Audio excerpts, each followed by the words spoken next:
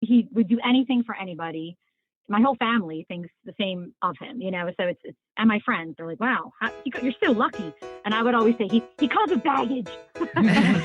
You're listening to the Nacho Kids Podcast, where we discuss all things step family related. Real stories, real people, real help. Your hosts are the creators of the Nacho Kids Method and the Nacho Kids Academy Step Family Coaching Team, Lori and David Sims. Hello, Mr. Sims. Hello, Miss Sims. Today, we get to announce another winner to the Nacho Kids Academy Sylvia Krakauer Scholarship. All right, you ready to do it now? I'm ready to do it now. I hear you. Give me some kind of sound, David. Some kind of sound? Yeah, but not the drum roll, though. Oh, like a legit sound? Yeah. Sounds like The Price is Right. All right. So the winner of the Sylvia Krakauer Nacho Kids Academy Scholarship this week is Courtney Q. Congratulations, Courtney. Courtney. We're so proud of you, Courtney. All right. If you'd like to apply for a free month of the Nacho Kids Academy through the Sylvia Krakauer Scholarship, send us an email with a video telling us why you deserve a scholarship to the Nacho Kids Academy. Mm-hmm. Where do you send the email? You send the email to contact@nachokids.com. Or if the file's too big, you can always send us a Dropbox or a Google Drive link. Yep. Just get it to us. Yeah, just get it to us. And it doesn't have to be your sweet little faces in case you're camera shy. All right, so David, let's talk about our guest today. Okay. Stepmom Michelle. Hey, Michelle. Michelle is a member of the Nacho Kids Academy. Woo woo. She's already awesome. Yes, she is. She's already made great strides in her blend. We're very proud of her.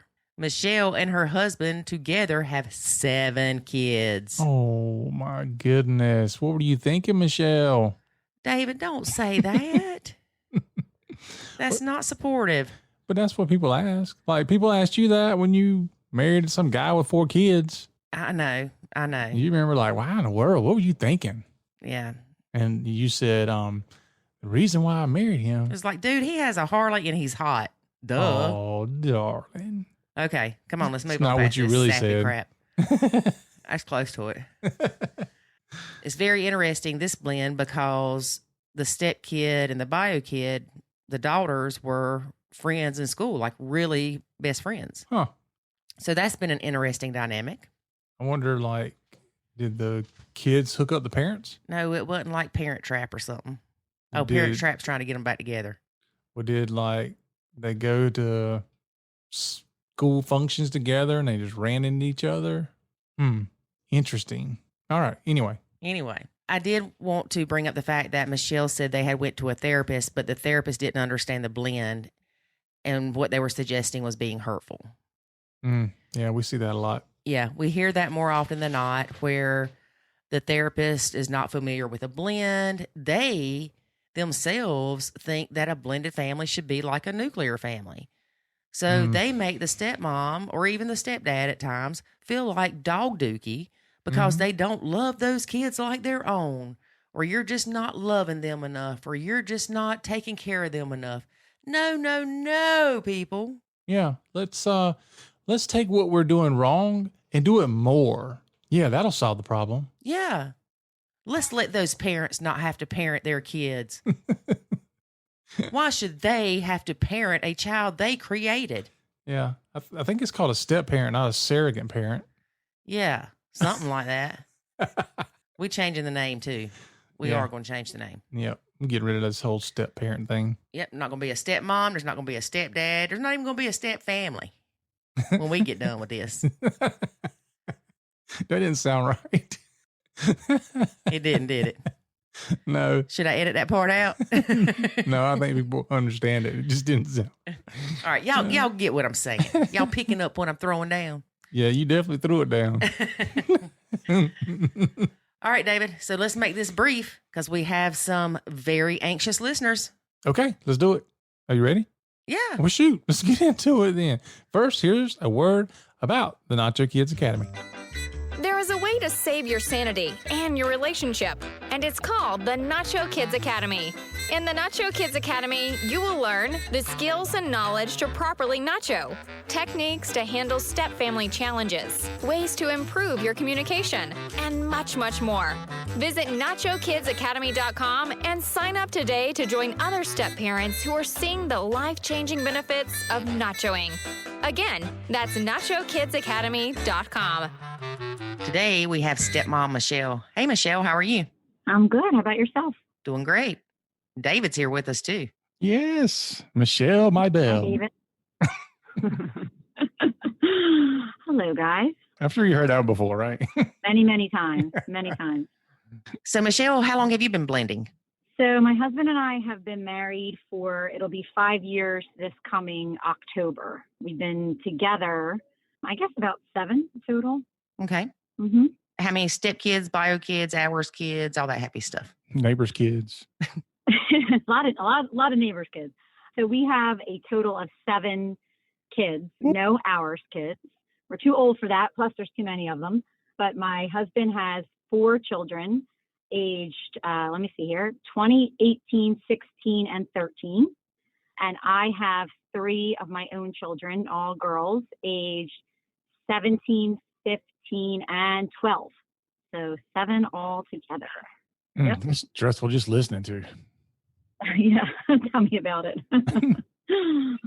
So you have all girls, and how many of his are girls? So he is one girl. One girl, the 18-year-old is a girl. The rest are boys. Okay. I feel sorry for her. Mm-hmm. I know. Poor She's thing. probably mean. She grew up with all them boys around her. She's definitely tough. That's for sure. So was she accepting of all these new girls in her life? So funny. We agreed to do this podcast. I was thinking back because it seems like step family goes in slow motion. So I was trying to think back when we first moved in and decided to blend and her specific reaction. And I remember writing her a letter about how proud I was of her to accept 4 women, 4 chicks moving into her home. And she was wonderful. She couldn't have been better. Her and my daughter, my oldest daughter, first of all, everybody goes to the same school. So let me preface it with that. We're all in the same school district, all in the same schools. So all the kids knew each other before we got together. That's a whole nother issue in and of itself. But the 2 girls actually were friends. And we were really nervous about that, my husband and I, in the beginning, because you don't have girls, but they're tough. And we were nervous that they were friends. And what if, girls are, they can become enemies just as quickly as they can become friends. And I'm very nervous about that. But in actuality, in the beginning, they were so close. We used to have to kick them out of each other's rooms on school nights because they were hanging out. So it was actually a wonderful beginning, a wonderful start. And she was really, I thought, happy to have us and seen that way. And I treated her kind of like my 4th daughter, that type. She came with us whenever we did anything, she was included. I just kind of looked at her like my 4th kid. Yeah, I keep waiting on that person who says something to the effect of, his son and my daughter were dating in high school and then we ended up getting married. And I'm like, whoa, that would be a mess. It happens. Yeah. And we can get into that because I also have a daughter and a stepson the same age. So we can talk about that. Yeah. I mean, does that make you kind of go, do we need to kind of look at this and keep an eye on it? I mean, definitely.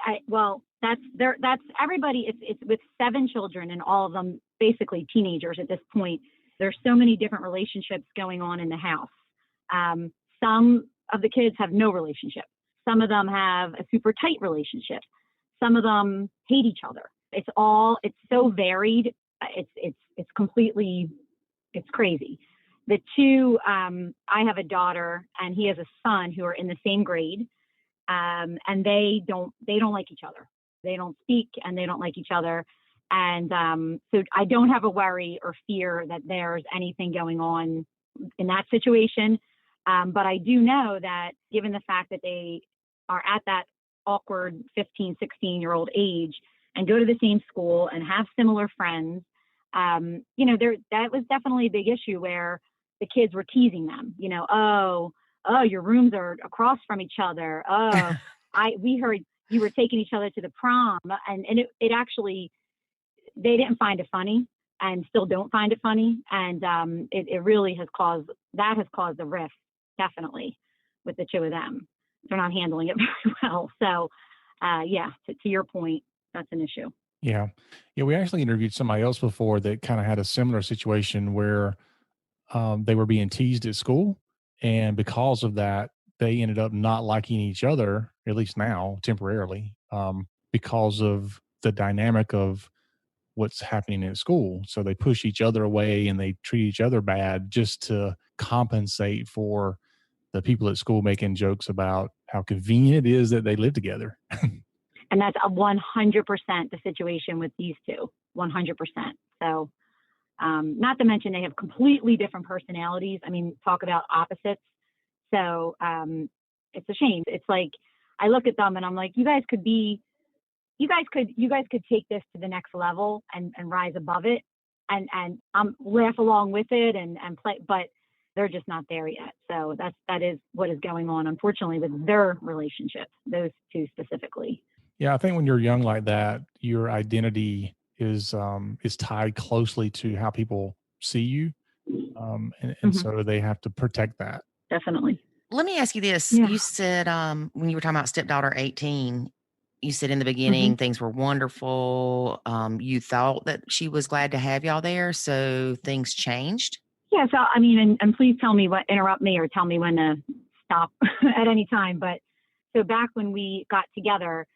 So if you do the math, so 5 years ago, which people, if you do do some research and blending and when to blend, we really picked the worst time to do it as far as the ages were, because kind of like middle schoolish for a lot of them, which is tough. But I remember saying to everybody when they were asking, I mean, I'm sure everybody in blended families have gotten, oh, the Brady Bunch. Oh, you guys are like the Brady Bunch. If I had a dime for every time somebody said that, I'd be a quadrillionaire by now. But you don't have an Alice, and that's the problem.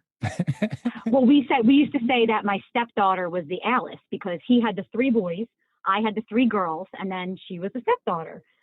She would be the Alice. If we had to do a family photo shoot, a Halloween costume, that's how it would go. But yeah, so I'll tell you what, it was really good. In the beginning, it was, people would look at me like I was crazy. Oh my God, 7 kids, that must be tough. And, oh, did they all get along? And I remember looking at everybody, thinking they were crazy. Yeah, everybody gets along. And they did. I mean, they really did. Some more than others, but they definitely felt comfortable with each other. And I guess people refer to it now as the honeymoon period. So I guess that's where we were. And then I would say my children started having a rough time. Everybody but my oldest daughter. She's actually been the most steady throughout everything. But my younger 2 daughters, their father, you say high conflict bio mom. He's high conflict bio dad for sure. And never accepted the divorce, never accepted my new relationship, and really did a number on them as far as making them feel guilty if they liked anybody over in our house, or they accepted my husband. They did all the bad, damaging things that you read about, unfortunately. And that very much started to affect my kids. And they started rejecting my husband and my stepkids, and nobody was mean to anybody, but it was kind of like, I don't know, it was hard to explain. They would cry and get upset and say that they didn't feel comfortable in the house, and they felt all sorts of negative emotions. And that was definitely coming out, and his kids were seeing it also. So that was rough. It was rough on myself and rough on my husband. And in the meantime, I didn't realize this until I discovered the Nacho Kids.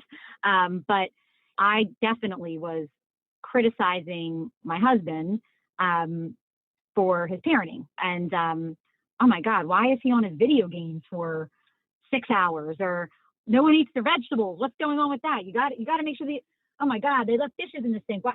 And so I was not so much disciplining my stepchildren during this whole transition, because I read, again, doing the research, you read, don't discipline your stepkids. But then I was on my husband to do it.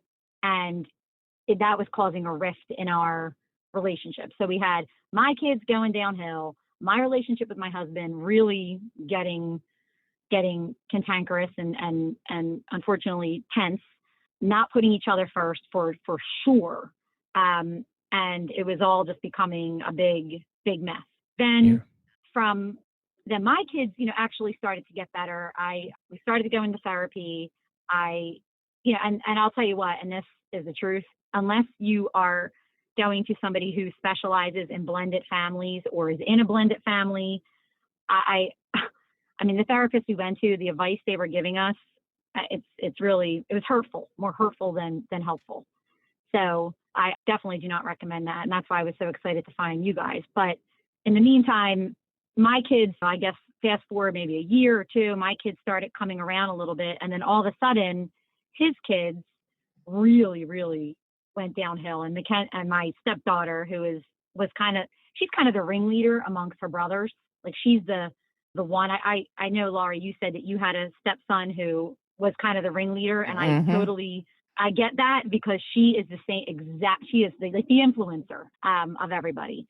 And all of a sudden, I don't know what happened, but she really went downhill, and that caused everybody to go downhill. All the siblings, where she just all of a sudden hated my kids, hated me, and things started to spiral out of control. And I found out why all this was going on later on, and what, from their perspective, what they were thinking. And it was very interesting. But that's kind of how things were. And we were on the brink, like how you said, for different reasons, on the brink of divorce. And I mean, I went so far as looking at homes for myself and my girls, and my husband actually brought the Nacho Kids to my attention. He started listening to podcasts and heard you guys as a guest on a podcast, and said, you really need to listen to this. And that's how I discovered you guys. So that's kind of how things progressed, without getting, I mean, obviously there's a lot more to it, but that's a synopsis. The Reader's Digest version. Yeah. Good job, hubby. Yeah, exactly. Yeah. So, thank God. If you don't mind, unless Laurie wants to go somewhere else with this, let's talk a little bit about what happened. When he came home and he's like, you need to listen to this podcast, kind of talk us through how you started down that path and started to see some change in the problems. Well, so I listened to your podcast after he asked me to do so. And it resonated with me so much. And again, not because I was disciplining my stepkids, but from their perspective, well, first of all, they were very in tune to the rift between my husband and I. And also, they were telling my husband that he was changing because of me. He was unhappy. He was nagging them to do things that he never used to nag them about before. They were not taking it well, and rightly so. Yeah, that's because he's being Michelle by proxy. Because you're exactly going to him, and then he's going to them, and then it becomes, all this is just coming from Michelle. I mean, the same thing I heard. My kids were like, "Oh, that's just coming from Lori. You're just saying it, but it's coming from Lori." Right. Exactly. And I remember his son. He took his kids out to dinner the one night. I wasn't around or what have you, and his son said, "Oh, you'll be divorced in a year." And I know, and it got me. It got to me. It really it hurt, and I was like, something's got to give. Something, we have to change. Something has to happen, because, quite frankly, my husband is literally. I mean, I know a lot of people think this of their husbands, but such a wonderful man, a patient, kind, giving, loving person. He would do anything for anybody. My whole family thinks the same of him. So it's and my friends, they're like, wow, you're so lucky. And I would always say, he comes with baggage. So shut up. So I knew something, it was not him. It was definitely just, it was me or the environment. And Laura, I remember you said to me, no offense, but you sound like you're your your worst enemy. And I'm not defensive about it. You're right. And I definitely saw that. And I think what is so complicated in our household is there's so many children. There's so many different points of views. There's so many different personalities. And also my stepchildren and my own children are very, very influenced about what goes on at the other house. So when I found out my stepdaughter was so upset and writing letters about how poems, and she's very artistic, about how we came in. Well, let me also say this. We moved into their house. Okay. Mm-hmm. So my children and myself, which I do not recommend. That was probably the biggest mistake we made in everything, because they definitely viewed it as us invading their home, right, and changing everything. Mm-hmm. And we did it. We thought we were doing it for the right reasons. We were all in the same school district. It was a house we could build onto, which we did. Somehow every kid has their own room. Okay. So we built on and made rooms out of garages and did all this stuff. So we thought we were doing the right thing. But in essence, it was not a good move. So she would write poems of how we invaded her home and how she doesn't like me and doesn't like my kids. And I was hurt. I mean, it was hurtful because, like I said, we had a very good relationship in the beginning, and it was tough to hear that. So I decided to take her out, the two of us, and kind of have a one-on-one conversation with her and really address some of her concerns. And it was nerve-wracking for me and nerve-wracking for her. But I think that really, really helped the two of us. And man, the things that she said to me were like really, really interesting. And part of what she was saying to me was, which goes against kind of the Nacho Kid philosophy, which I think I told you this before, Lori, was she would say at her mom's house, her mom's remarried, and they have this relationship where all the kids are completely equal. They discipline each other's kids. It's 100%. You're all in together. Everyone's treated 100% fairly by both parents. And that's the way they work over there. And she really did view discipline as love. And she said to me, I don't understand why you don't discipline my brothers and I. Like when we leave our school bag in the hallway, you don't say anything. So she wanted to feel like I was more like a mom, I guess. Mm-hmm. And another thing that she said to me, which I thought was very interesting, was there was a night we sort of switched our time around so that we would have more alone time with our own children in the house. So in the very beginning, we were all together or all not together. So the kids came and went. We had 50-50 custody. So we had the kids all together, and then they all went to the other parents. And we decided that probably wasn't the best thing for us to do, because I wasn't able to really bond with his kids at all. I was so focused on my own, who were very needy, and vice versa. And so we switched things around a little bit. But when all this was going on and there was so much tension, on the nights where my husband had his kids, I would leave. I'd make myself scarce and I just would go somewhere. And she didn't like that. I mean, she felt like that was, oh yeah, of course Michelle's not here because her kids aren't here.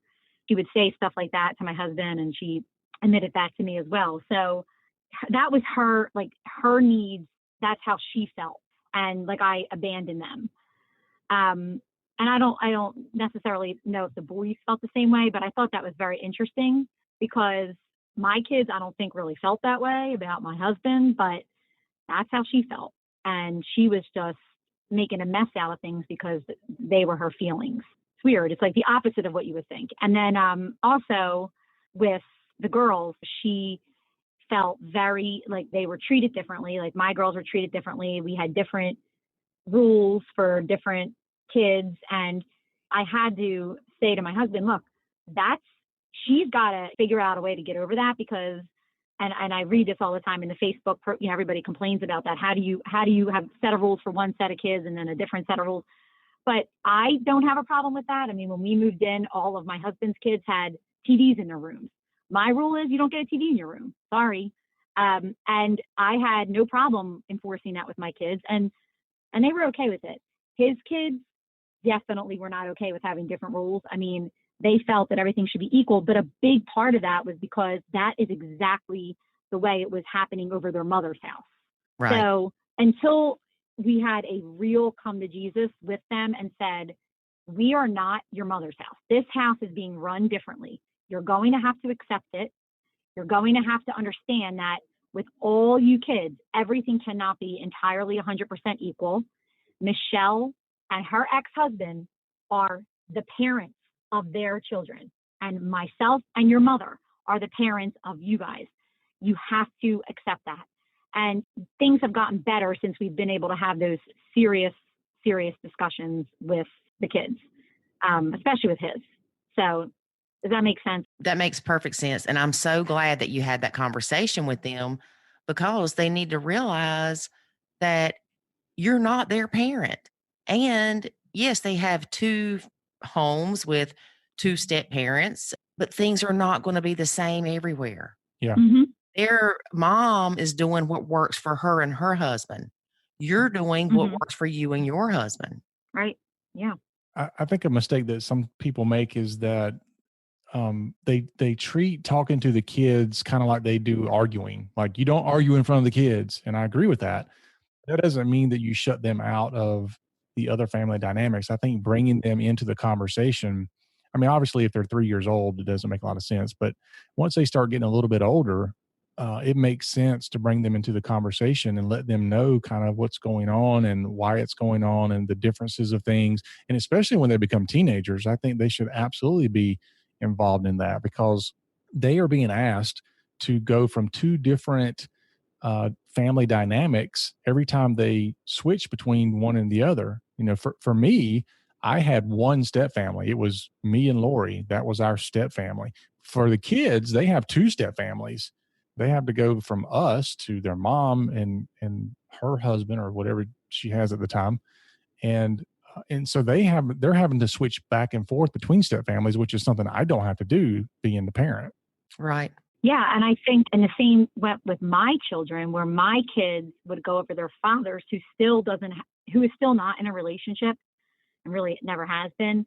And they would get this undivided attention from their father and doted on and everything else. And they, in a way, resented me, you know, which my girls, and they would see, look, I'm not only your mom, I'm a wife, I'm a stepmom, you know, I'm all these things, and I need to pay attention to all of these relationships. And they would have a hard time. I mean, my girls had a hard time with that. And I had to have the same conversation in a different way with them, where I said, look, I get what goes on over at Dad's house. That is not the same here. I need to nurture my marriage.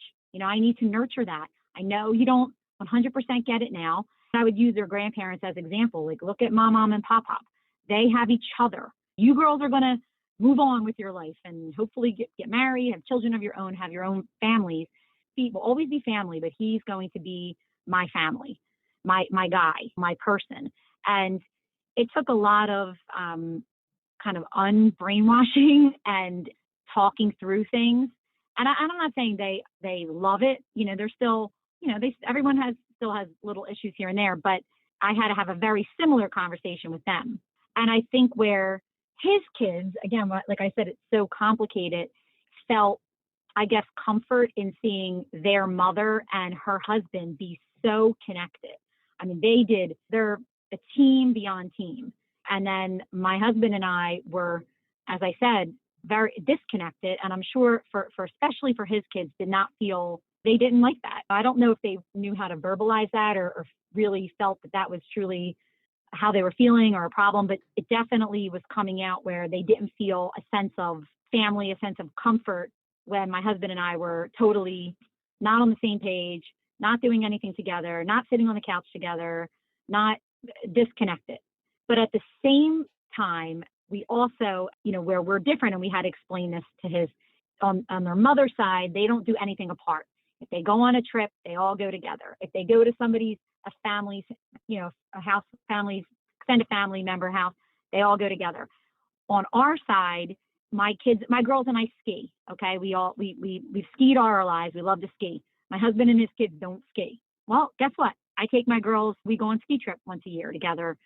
That's just the way it is, and you're going to have to, and they're going to have to accept it. And he can do the same with his kids. And I have a huge extended family, a very, loving, great family. I mean, they're not going to want to go over my mom's house every time, I take my girls over. I mean, they have a nice relationship with my parents, but it's not their grandparents. So we understand that and kind of let them choose, or let them, unless it's like a big event, don't make them go. And that's just how we run our family. And it's different than the other parents' house. And we've had to accept that and also have them understand that as well. So that's been a big help, I guess. Mm-hmm. So as you were kind of coming out of some of these problems, I guess right around the time when your husband found the podcast and all that, was he, I guess he was looking for some help as well. Is that how that kind of played out? Yes, because he and I had been through counseling, and it got to the point where we were just talking about the kids. I mean, we had to have the one counselor made like a chart because there's so many kids, so many dynamics. So he would have a kind of like a NCAA March Madness chart, and he was writing down all the kids' names, their ages, and then this one, my husband's ex's family and dynamics and everything. And so we were going, and it was just becoming overwhelming. And really the bottom line was that, the therapists were like, well, we really need to talk to the kids, and the kids, there's no way they were going to therapy. There's just no way.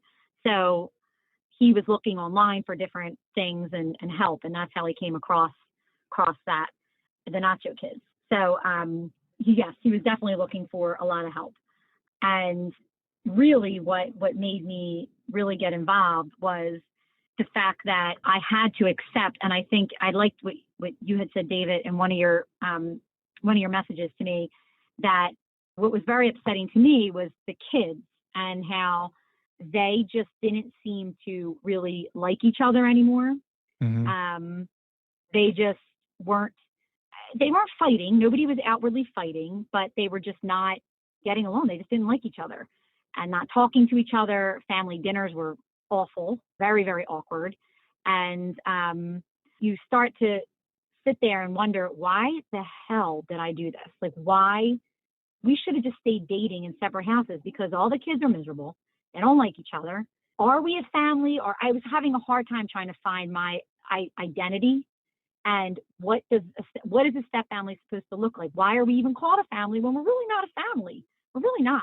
Nobody really speaks to each other. I mean, other than some of the girls have somewhat of a relationship. Why are we all making each other miserable?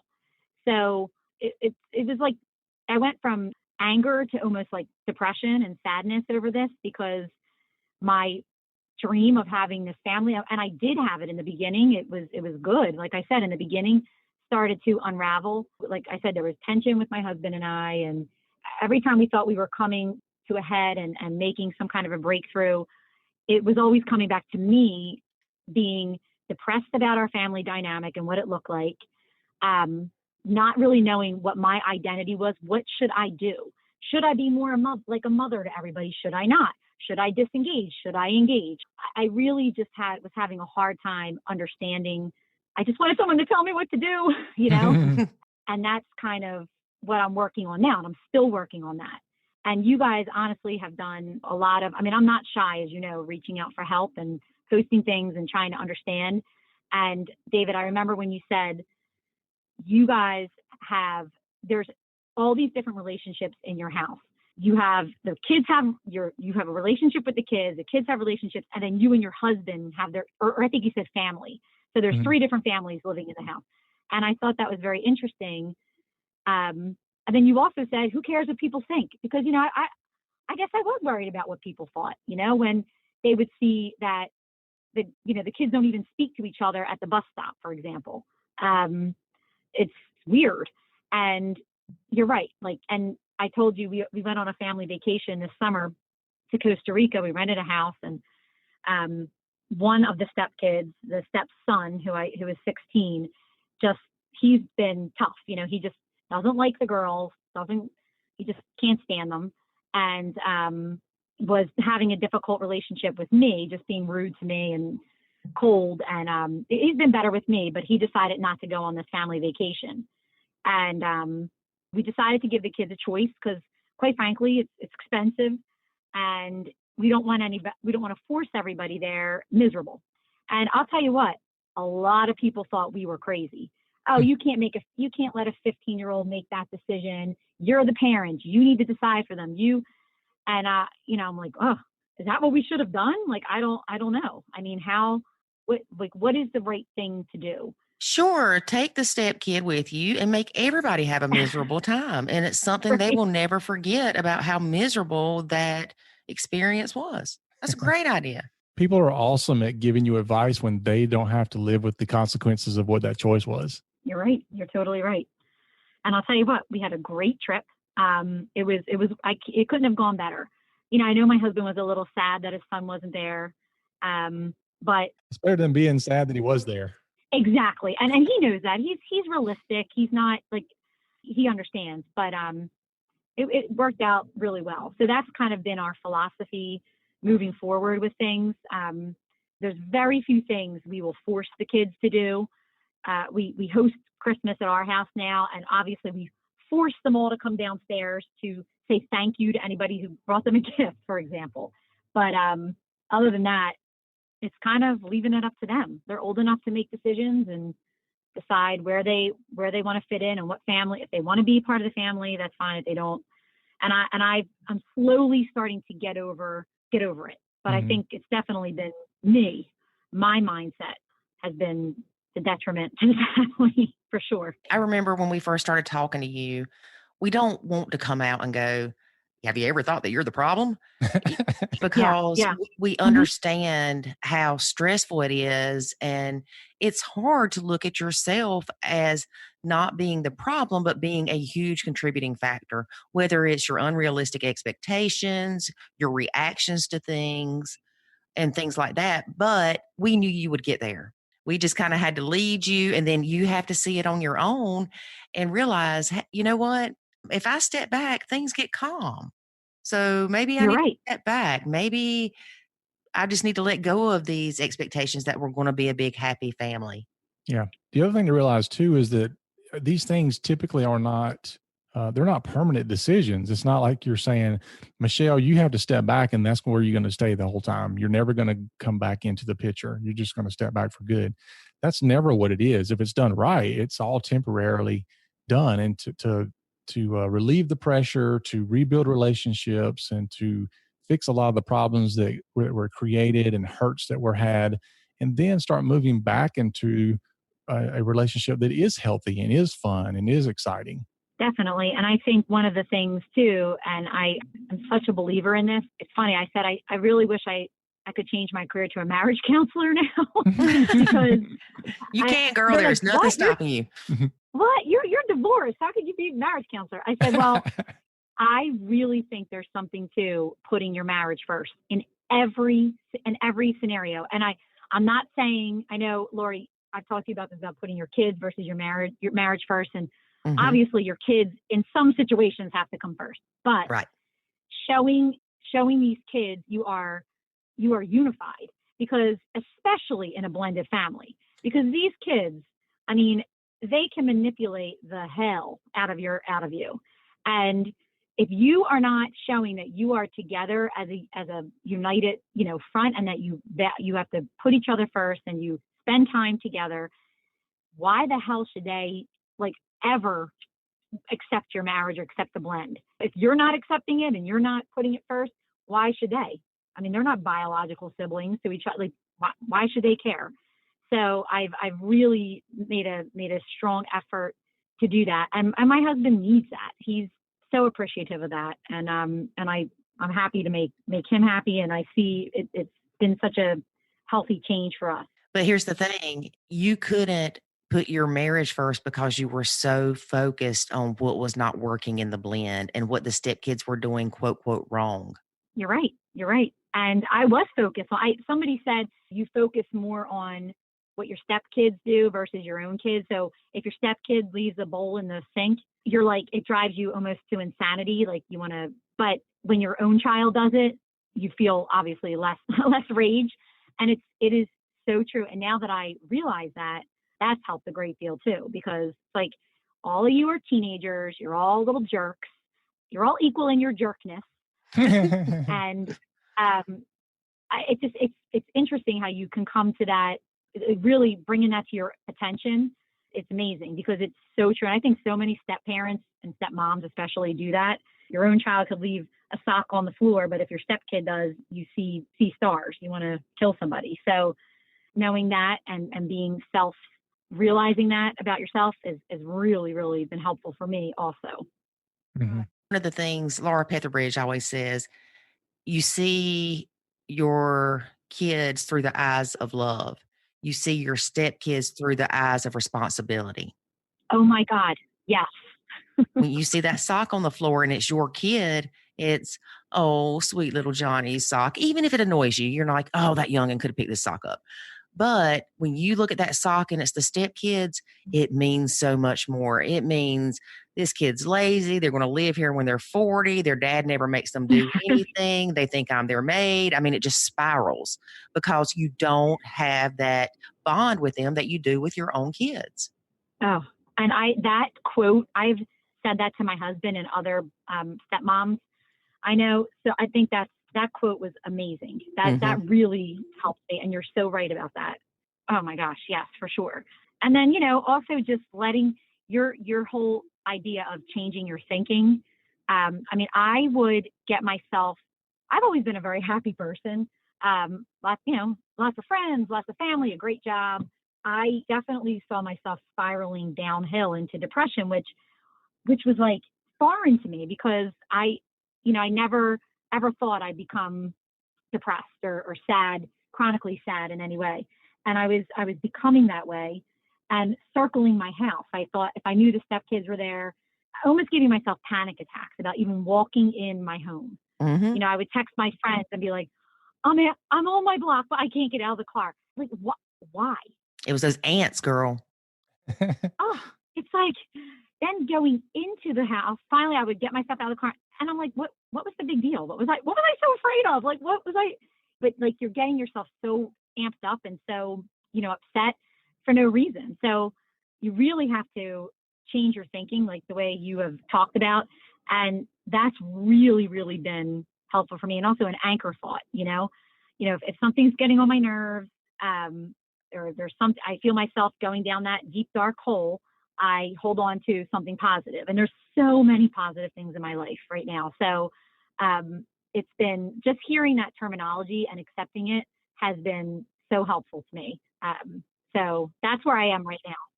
I'm so proud of you. You have come a long way. Yeah, you're talking a lot about some of the things we do in the academy, or actually talking about all the things we do in the academy. What was your thought process when you joined the academy? Like, I know some people they're in like the Facebook group and they're like, I'm just going to get all I can get out of this Facebook group. I don't understand why I need to join an academy or why I need to invest in this process, because they think it's simply stepping back. So what would you say to that? Well, first of all, like I said, we went to therapy. Okay. Mm-hmm. I think we went through 2 or 3 different counselors. And let me tell you, that cost a fortune. I think it was like $200 a session or something. Oh, gosh. And really, it got us nowhere. Or maybe it was a little less. I don't know. And insurance doesn't cover that much of that. And it didn't really help. So I just don't understand why, if you don't really want to really work on your blend and you're having all these issues that you see on maybe start on the Facebook page and you find some, common ground with some of the people who post, why you wouldn't want to, I mean, for what the academy is charging, like it's unbelievable bargain compared to what you'd be charged for a regular counselor that may or may not know what he or she is talking about. Like you guys resonated with me, and what you were saying resonated with me. And I wanted to make my marriage work, and I wanted to feel happier. I wanted to have someone to talk to, and joining the academy. And I've said it in the Facebook posts. I don't talk too much in those posts, but sometimes I'll hear somebody say something, and I have said, you really have to join the academy. And I'm not trying to sell anything or what you're being charged. It's so worth it to me. And again, having been through expensive therapy and counselors, to me, it just seemed like a no-brainer. And it's helped a lot. You know, it's funny you said that about you're not trying to sell anything. And I struggle with that because I tell people, I'm like, you need to join the academy. And I feel like that I should add a caveat of, look, I'm not trying to take your money or make money off of you, but I want to help you. And in order to do so, I need you to join the academy. And yes, I mean, it costs us money to run all that stuff. It's not free. Of course. And it's just, we see the benefit of the academy that people get in such a short time frame that they would never get out of the Facebook post, because mainly you've got people in the Facebook post that don't understand the method. And they're not going to understand the method unless they join the academy, because it's not a let me respond to your Facebook post and tell you everything you need to know in 25 sentences. Oh, yeah, for sure. I mean, I would say the majority of the stuff that's put on Facebook is absolutely not nachoing. And I know you and your administrators are clamping down on that. But it's bad advice, a lot of it. It's venting, which is fine. I get the venting aspect. But to me, I was on the brink and feeling like I have never felt in my 46 years of life. I have never felt so sad. And why was I sad? I literally had the best husband literally on the planet. I had an awesome family. Like, why I need to, and I know it was related to the blend and how I was thinking. And I wanted help. And so it just, to me, it was like, and you can cancel anytime you want. So I just didn't see the harm in it. And it's been obviously, such a help for me. I mean, some of the things you say have been like, I've just quoted a million things, and it's really honestly resonated with me and helped me so much. And I tell my husband I'm like, oh my gosh, listen to what David said, listen to what Lori said. And I feel like I know you guys. And it's helped him as well. So I'm a researcher. I look into things, I Google things. I'm really I want to make everybody happy and be happy myself. And to me, I just didn't see the harm in it. And it's been such a blessing and a benefit to me personally and my family. And believe me, things are not perfect. There's relationship issues in the house, but my mindset has been so much better. That's definitely made everybody happier in the house. So I greatly appreciate that, for sure. Yeah. When it comes to perfection, I'm a big believer that perfect is the enemy of good. And so many people strive for perfection, and they just completely miss out on what could be a good relationship and a good life because they're striving to get something that looks perfect. And there's not anything out there that's perfect. I mean, not even Lori and I's relationship is perfect. There's friction with things, and there's still step family issues that pop up from time to time. And it's not that we're trying to say, hey, come on and we'll help all these issues go away. Nobody's going to do that. What we're trying to do is give you the tools to deal with those things when they happen. Right. Or to change your reaction to things where things do change around you.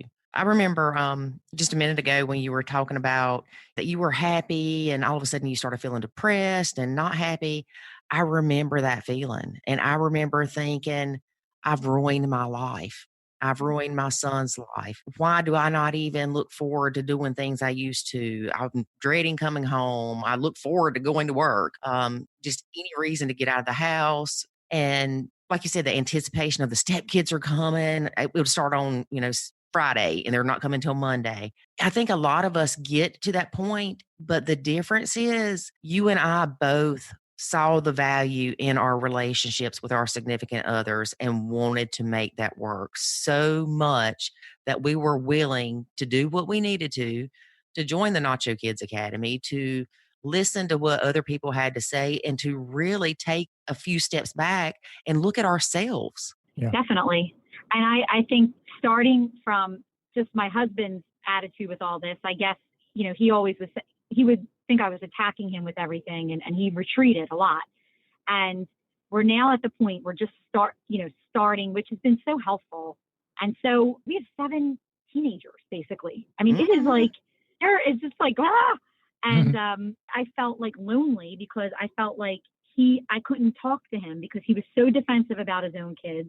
And then he would never, it was like the opposite. Like I would want him to, I would be like, talk about one of my kids. Hey, this one, blah, blah, blah, blah, blah, did this and this and this and this. And I'm like going, I need somebody to bounce something off of. And he would just sit there and like kind of nod at me. Like he was just saying anything to me. And now we're finally, I said, you know, I was able to have a discussion with him and say, can we start, you know, look, we're in this together. We're raising 7 children. They're, you know, 4 of them are in the same high school. Like all these kids are going to college. Like I need you and we need each other. And let's be a little bit more self-deprecating with this. And they're being jerks. Let's say they're being jerks. Like, let's say it. Let's just say it.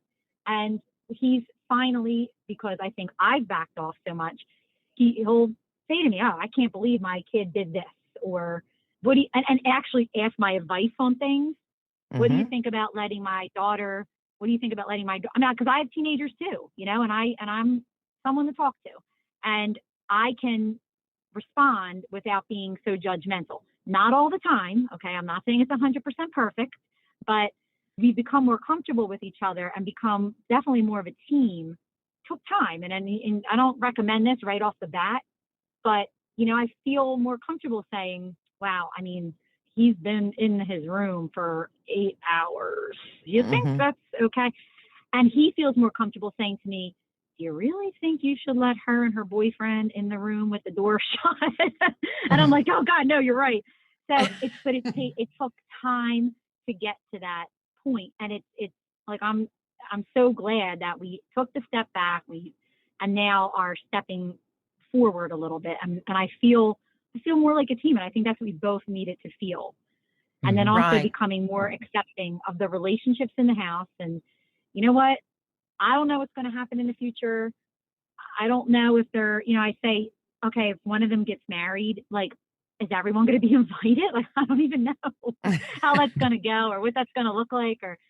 And I have to stop worrying about that and stop, you know, thinking about it so much. And doing that, refocusing has just been a godsend, quite frankly. Right. And one thing too is the reason that you and your husband are now able to have some of those conversations you weren't able to have before is because he realizes that your comments or your whatever you're wanting to talk about is not coming from a place of judgment. It's coming from a place of love. Yeah. Well, also you have to establish that safe zone, so to speak. So, you know, if I go to Lori and I say something about my kids, and then she comes back with like this huge attitude, like she gets mad about it, then I'm like, dude, I am not talking to her about my kids. She gets all crazy about it. Or the other thing is that you have to be okay when your spouse, you go to your spouse and you say, well, do you think he should be on the TV for 8 hours? And he goes, I don't see a problem with it. Then you got to be okay with that. And that's where I think a lot of people make a mistake is they feel like when they mention something, the action needs to happen. And that's not always the case. Somebody may not feel like they need to take action on something. And if they don't, then you kind of have to be okay with it. They're the parent. They're parenting their own kids the way they want to do it, whether you agree with it or not.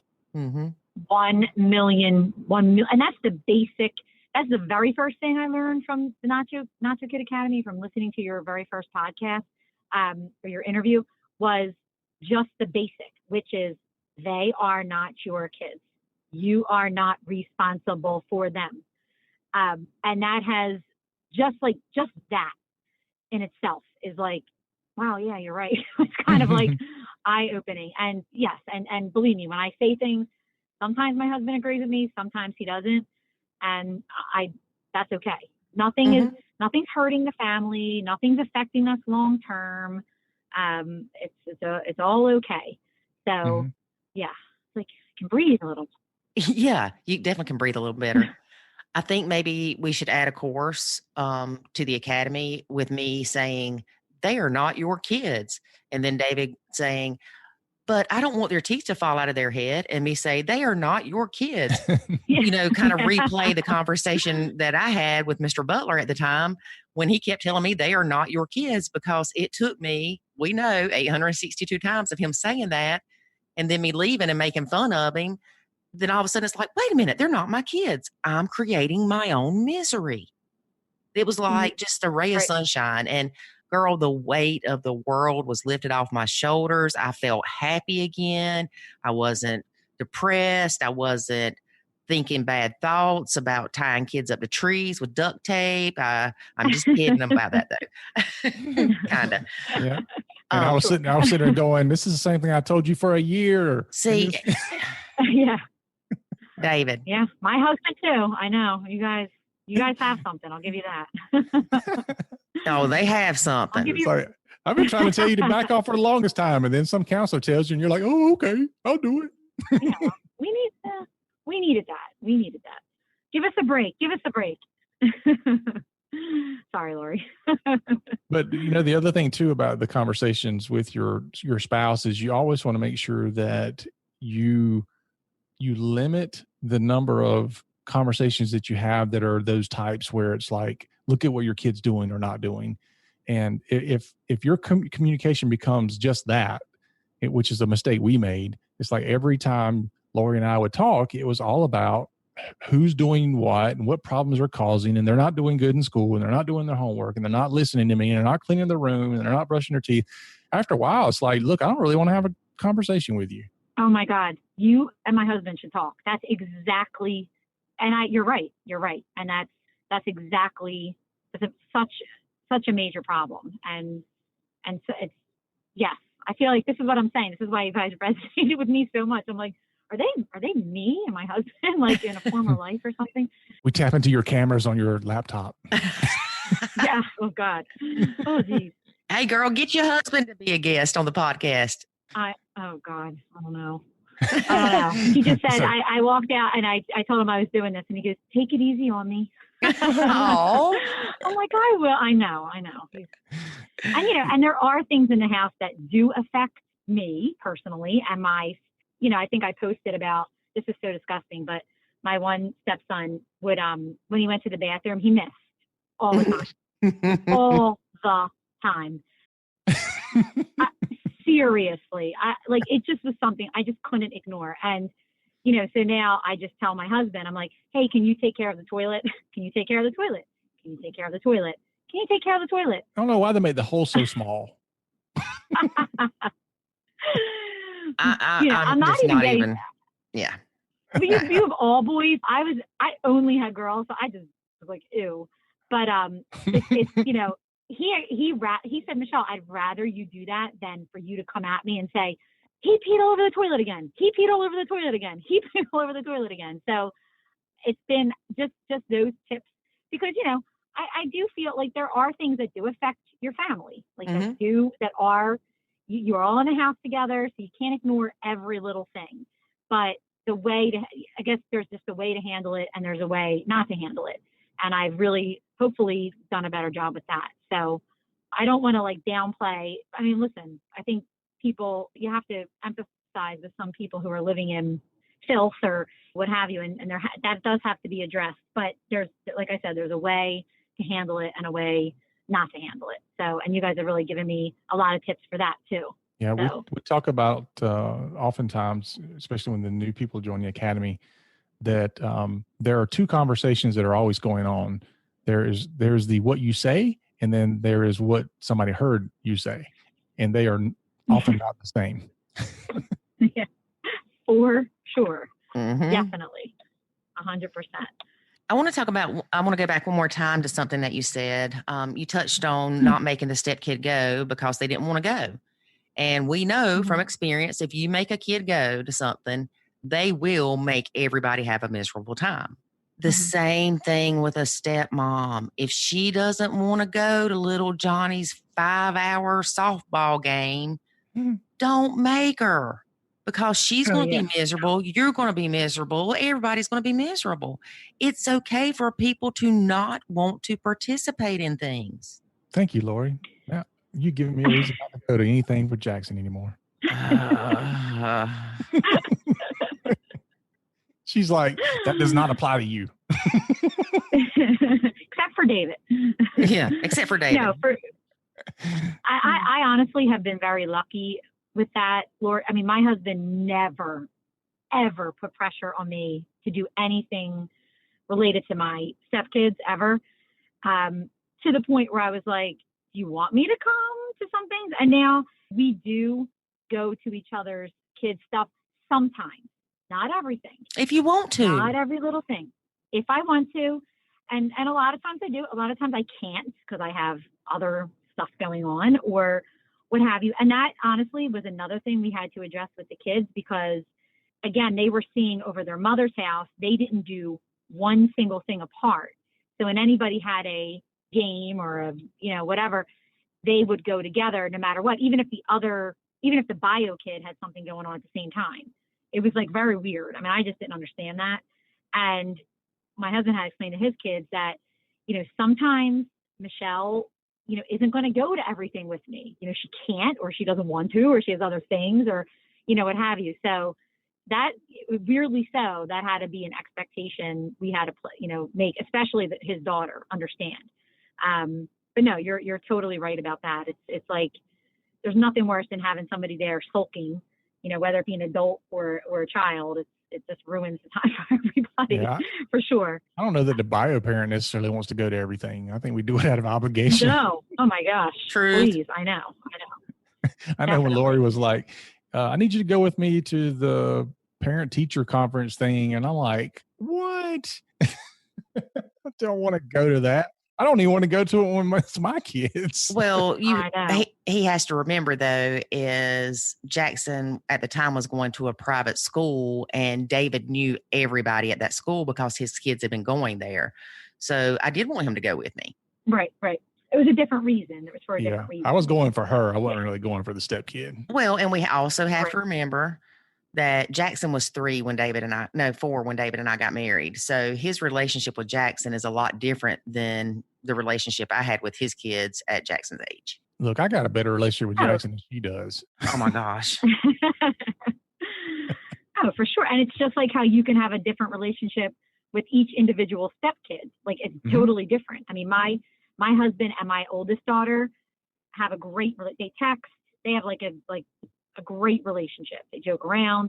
And then he has a definitely different relationship with my other daughters. And then the same thing with me and his kids. So it's all different. And we're just big believers in not forcing things. That parents need to have, they need to have permission to do that, because oftentimes we hear step parents thinking that, we have to have the exact same relationship with everybody, and we have to have the exact same way we treat everybody. And it's weird that you don't do that in any other area of life. So why do you feel like you have to do it under your own roof? Mm-hmm. Yeah, totally true. I know. That's definitely a realization I had to come to, because I just didn't understand. I didn't feel comfortable with it. Again, I was questioning, why are we a family? We're not even a family. We're just not, and when you accept that and understand that, it's liberating in many ways. So that's definitely been a blessing, again, to come to that realization. I think it amazes people that you get what you want sometimes when you don't push it. You just let it happen. Yeah. And that is the biggest thing that we see people do wrong in the blend, whether it's, for instance, David wanting to push everybody to play happy family at the dinner table, or me wanting his kids to interact with my son a certain way, or his kids interact with me a certain way. And if we just let things happen naturally, there's a reason that it's called Let It Happen Naturally. I mean, it's just so much better. Yeah. Right now, my 12-year-old is boycotting dinners, and I don't know why. I'm not playing into her nonsense.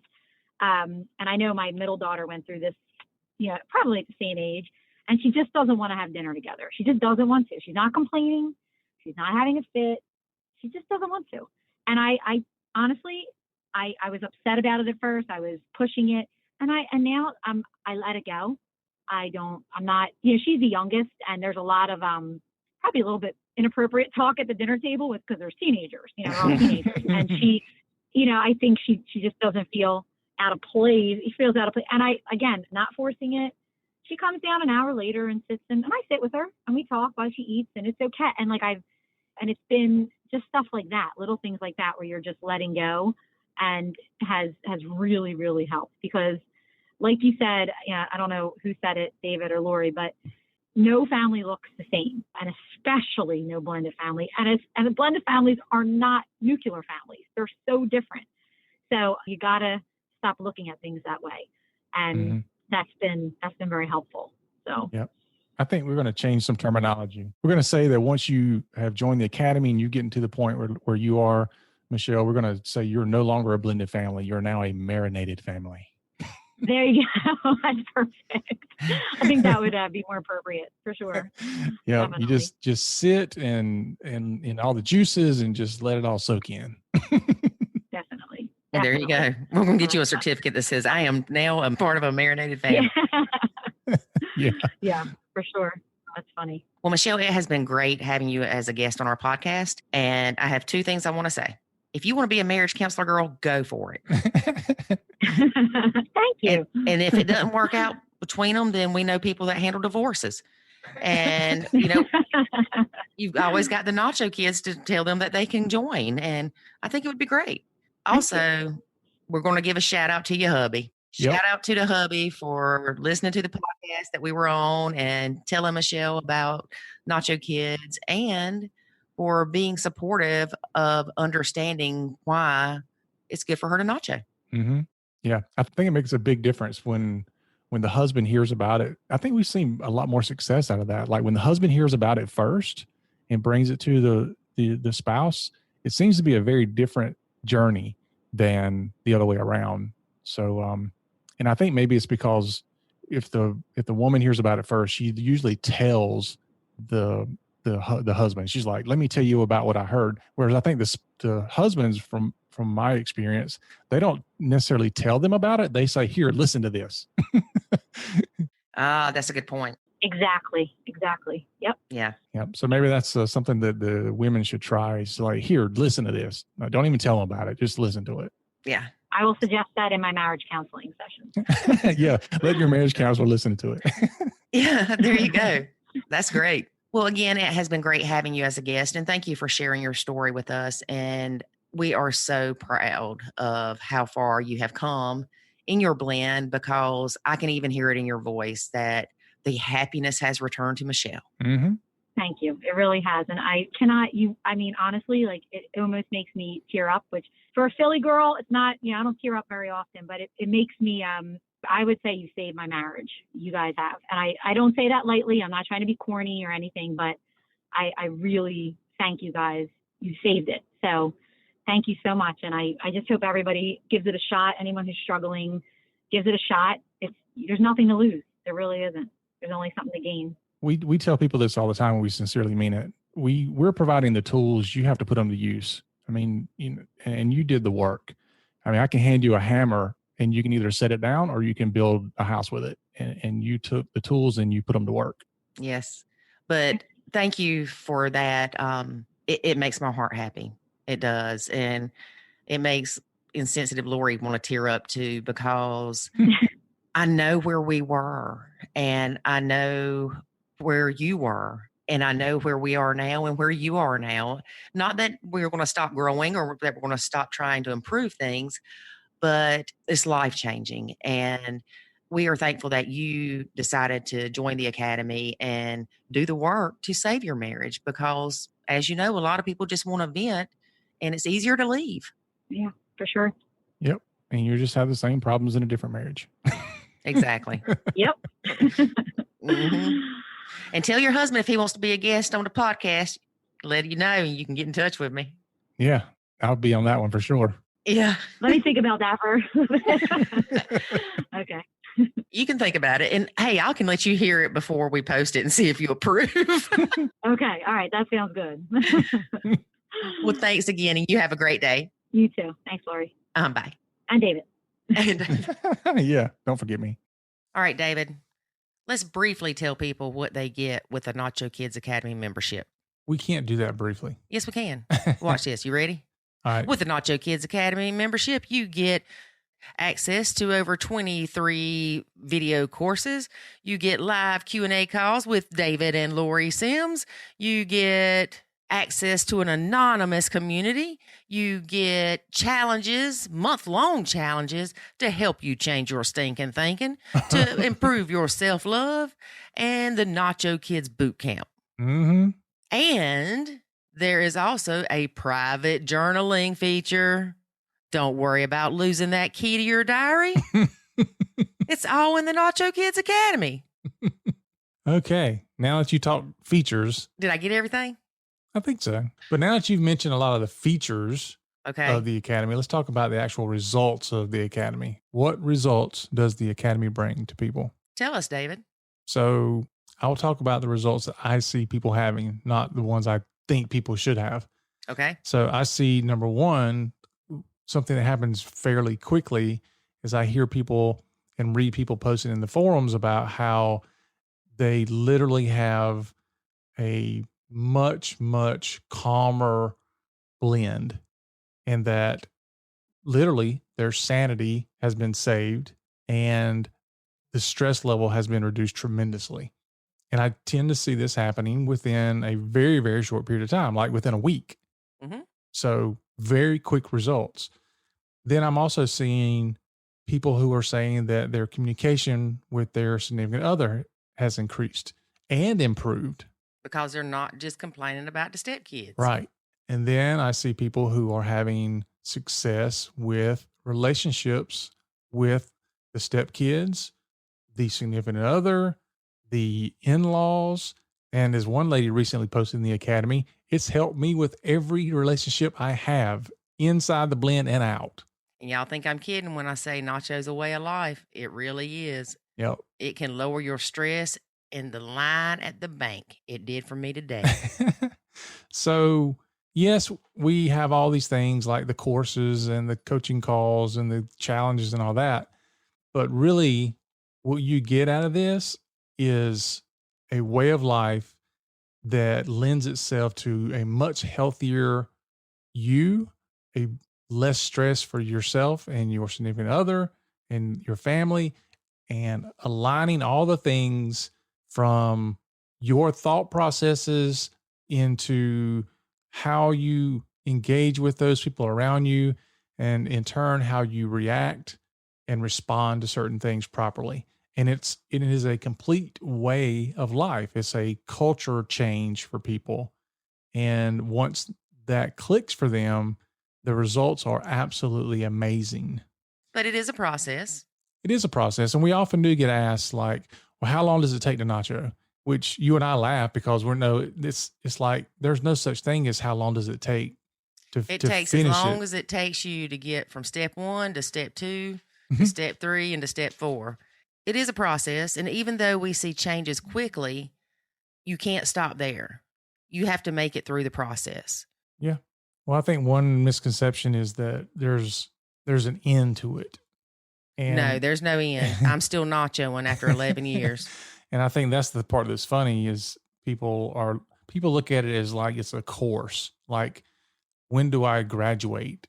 And you can tell when they finally catch on, they're like, oh my gosh, this is how I'm going to do things from now on. This is how I'm going to approach life from now on. Now I get it. And I almost want to like have a graduation for these people. Like, you graduated, your eyes are open, you now get it. Mm-hmm. You know, the very first person that signed up for the Nacho Kids Academy has told us when their time came for renewal that they were going to be a member for life. Mm-hmm. Yeah. Yeah. The very first person that signed up is still a member. Yes. So, an active member too. Mm-hmm. Going on almost 2 years. Uh-huh. Yeah. And wow. Have we really had the Nacho Kids Academy for 2 years? I believe so. That can't be right. All right. Well, you can look it up later. Okay. But I think that is right. So anyway, I just wanted to tell y'all a little bit about what the Nacho Kids Academy is, because we have people ask a lot of times, and they're like, well, you know, what if I can't join this, or what if I can't attend this, and is it self-paced? Yeah, it's self-paced. Mm-hmm. It's self-paced, and if you can't make it to the Q&A coaching calls, you can submit a question, and we answer those questions and post them in the Academy. Yep. And we record those Q&A calls, so you can go back and watch them, even if you attend, because we know some people who attend and then go back and listen to them again, because oftentimes when somebody's talking to you at the time, your mind's kind of running, you know, it's like you're thinking about the next question you're going to ask, or, you know, you might have things around you that's interrupting you. So being able to go back and listen to that is pretty valuable. Yep. And we have too, and this is another thing I like about the coaching calls, is we have some of the members that have been there for a little while. When they start coming into the coaching calls, we find that they are being helpful to other people in the coaching calls as well. Yes. And I really, really love that because everybody's situation is unique. And it's amazing how one person's situation can speak to another person's situation. And they may only be 3 months ahead of them. And so when you have somebody who comes in and they're like, we just signed up yesterday, and they're talking to a couple who signed up 4 weeks ago, and they're like, oh yeah, we were where you were just a month ago. And then these people are going, oh my gosh, we can make it that far in just a month. And it just turns a light bulb on for so many people, and it gives them hope. And you can tell when they have that switch, when they go from hopelessness to having hope, which we hear a lot of people talk about that in the Academy forums as well. Right. But I just love seeing that switch turn on for people. I like it when we're on the coaching calls and you see the husband poking at the wife or the wife poking at the husband, like, listen to this. And then all of a sudden it's the roles reversed. Yeah. And they're like, Lori, I didn't want you to say that. I'm like, look, we're not here to tell you what you want to hear. Yeah. Well, you bring up a good point, which is we don't sugarcoat it. And we will find the things that you have going on in your life or your blend that are problematic. And we're going to point those things out. And sometimes that means people are like, what do you mean I'm the problem? Or do you mean that what I did was wrong? David, we don't come out and go, excuse me, Mrs. Jones, you are the problem. I do. No, you don't. I wouldn't let you do it. You'd be banned. I know. Kick me out. Nope. We wait until Mrs. Jones goes, the other day I was thinking and I realized that I'm part of the problem. And we're like, bingo, ding, ding, ding, ding. You're on to process 3. Yeah. No, we do lead people down that path to help them self-realize. We lead you to water, but we can't make you drink. Ain't that true? Because we've had some people just flat out dehydrated and fell out. And you're like, dude, here's the water right here. David, stop. What? We ain't had nobody fall out. We did. They DFO'd. They done fell out. No. We ain't had nobody DFO. All right. So if anybody wants more information about the Nacho Kids Academy, guess where you can go? NachoKidsAcademy.com. That is correct. But shoot on over to the Academy. And as we talk about every podcast here recently, we do have a drawing going on, contest going on, so you can get a free month. So take advantage of that. Get in there. It's not a contest. Okay. What is it? It's a scholarship opportunity. Okay. That's what it is. So do that. But anyway, don't let this opportunity pass you by. Jump in there and really put yourself in a position to win and succeed, which means you have to give it time. You have to put the time into it and you have to put the effort into it, but you will see results. There is no doubt. All right. Anything else about the Academy? Nope. That's it. I'm done. You done? I'm done. Anything else you want to talk about? Nope. All right. That is our show. I'm kidding. So I knew it. I'm kidding. Join us next week when our guest has a nice English accent. Oh, goodness. Here we go. And I just love it. Such pleasantries. They don't say pleasantries. All right. They don't say all right. All right. We have a stepmom from the UK. True. We do. Yeah. And she'll be on here next week, y'all. All right. Until then. Life is good. When you nacho. Crunch, crunch. Chomp, chomp. Thanks for listening to this episode of the Nacho Kids Podcast. Find us online at nachokids.com. Until next time, remember, life is good when you nacho.